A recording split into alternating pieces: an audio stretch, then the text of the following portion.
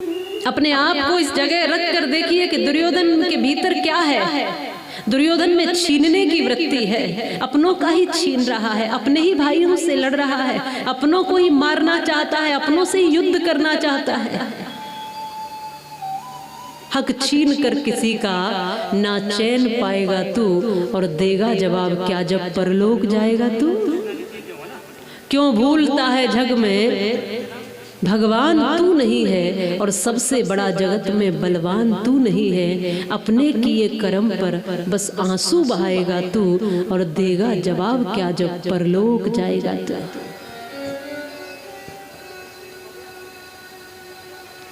यदि हम भी अपने भाई का छीनते हैं, यदि हम भी किसी का छीनते हैं, यदि हम भी अपनों से ही शत्रुता रखते हैं, यदि हम भी अपनों के लिए ही और अपनों के ही छोटी छोटी बातों पर कोर्ट कचहरी तक के चक्कर लगा देते हैं। किस लिए जा रहे हो कचहरी? बोले एक हाथ जमीन छोटे भाई ने ज्यादा ले ली है मेरी, इसके लिए कोर्ट कचहरी चले जाओगे और लाखों लाखों रुपए वकीलों को देकर आ जाओगे।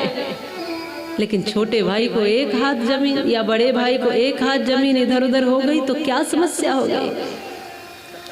सीने पे 100 वार सहे जब दुश्मन की तलवार उठी, पर हिम्मत तो उस दिन टूट गई जब आंगन में दीवार उठी। बीच आंगन में दीवार, भाई भाई का मुंह देखना नहीं चाहता, आपस में एक दूसरे के शत्रु बने हैं। यहाँ अंतर क्या है दुर्योधन में और उस व्यक्ति में जो भाई के साथ मुकदमा लड़ रहा है, कोर्ट कचहरी जा रहा है? ये ही वृत्ति तो दुर्योधन बनाती है। दुर्योधन कोई बाहर से नहीं है, दुर्योधन की वृत्तियां ही उसको दुर्योधन बनाती है। जहां छीनने की वृत्ति आ जाए, जहां अपनों से ही लड़ना पड़े। दो काल है रामायण का और महाभारत का। रामायण काल में इतना बड़ा राज्य श्री राम भरत को यूं ही सौंप देते हैं और इदम न मम कह करके, यह मेरा नहीं है यह कहकर भरत को दे देते हैं। और धन्य है वो छोटा भाई भरत भी, वो भी पूरा का पूरा राज्य श्री राम जी के चरणों में रख कर कहता है इदम न मम, ये मेरा भी नहीं है।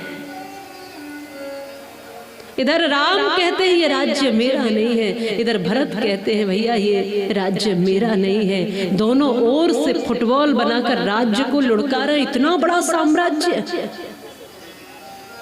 जहाँ ऐसी भावनाएं होती हैं वहाँ रामायण जैसे महाकाव्य लिखे जाते हैं। और जहाँ इदम मम, ये मेरा है, ये मेरा है, ये मेरा है, ये मेरा है, ये भाव रहते हैं, वहीं उन्हीं परिवारों में महाभारत जैसे विनाशकारी युद्ध होते हैं।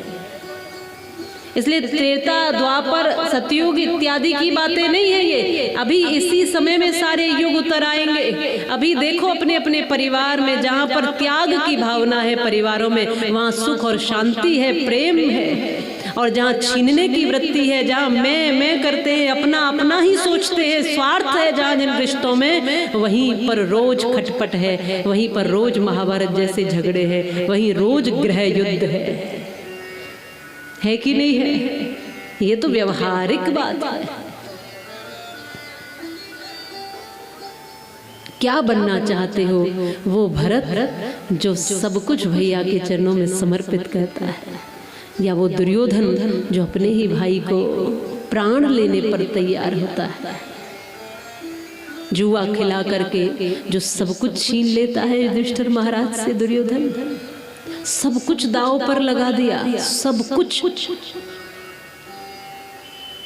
यहाँ तक पांचों भाइयों ने अपने आप को भी दांव पर लगा दिया, अपनी संपत्ति को दांव पर लगा दिया।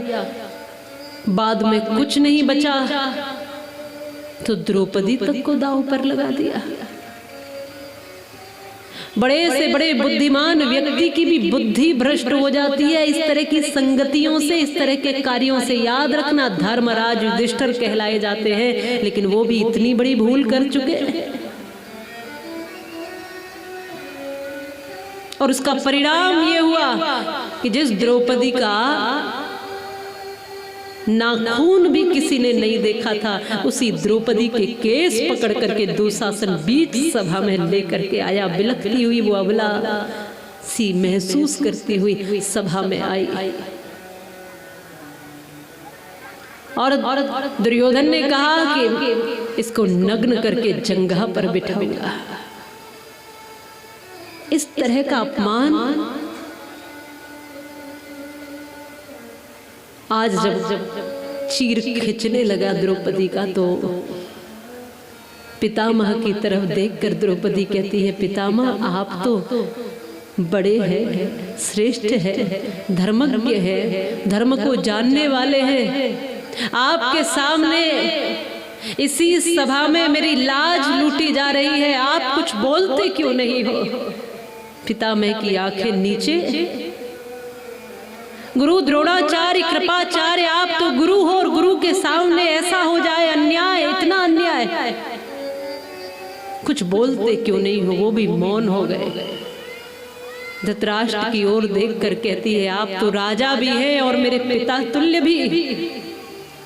आप बहरे तो नहीं है ना, अंधे ही तो हो, आंखें ही तो नहीं है, पर कान तो है, मेरी चित्कार सुनते तो होंगे, मेरी पुकार सुनते तो होंगे, मेरा रुदन आपके कानों को कहीं न कहीं आवाज देता तो होगा, सुनाई तो देता होगा मेरा रुदन, मेरा क्रंदन। तो सुनिए, आपकी पुत्र वधू की लाज इस भरी सभा में लूटी जा रही है, रक्षा करिए। ऐसे राजा का कोई फायदा नहीं जिसके सामने अन्याय हो जाए। और आप केवल राजा ही नहीं, आप मेरे पिता तुल्य भी है, मेरे ससुर भी है। इतने मोह में अंधे मत बनिए, और अंधे के साथ साथ बहरे भी नहीं। सबको पुकार लिया, फिर 5 पति जो थे उनकी तरफ देखा कि ये जिन्होंने मेरी रक्षा का वचन लिया था वो तो रक्षा करेंगे ही, लेकिन उनकी गर्दन भी पांचों की नीचे दिखाई दी। वो महाबली भीम गदाधारी, जिसकी एक गदा से सब ध्वस्त हो सके, और वो अर्जुन गांडीवधारी, इसके गांडीव से सारा विश्व कांप जाए, आज वो भी मौन था। वो धर्मराज, युधिष्ठिर, नकुल, सहदेव, कौन बोल पाया? किसी ने कुछ नहीं बोला।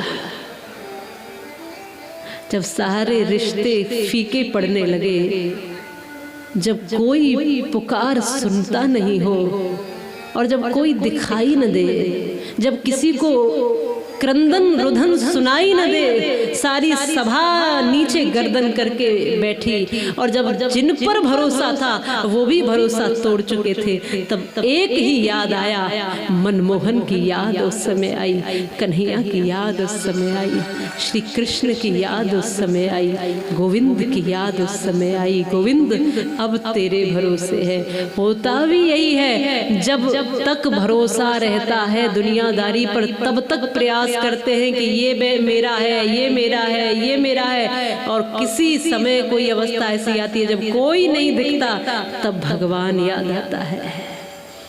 अब तुम ही कर सकते हो प्रभु, अब तुम ही बचा सकते हो।